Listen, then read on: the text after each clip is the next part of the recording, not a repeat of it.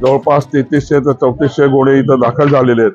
आपण बघितलं असेल की आज पण इथं घोडे उभे आहेत आणि त्यांना आम्ही आता घोडे बांधण्यासाठी जागा करून देतोय की यात्रा सुरू झाली तरी अजून घोडे येताच आहेत.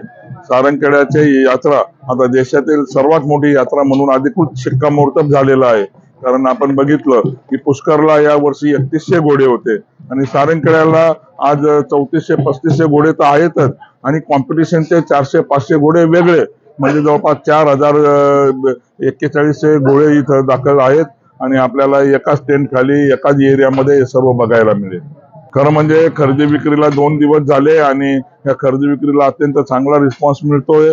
जवळपास 170च्या पण पुढे घोड्यांची विक्री झालेली आणि त्याच्यातनं 72 लाख तर 75 लाखाची आज उलाढाल झाली.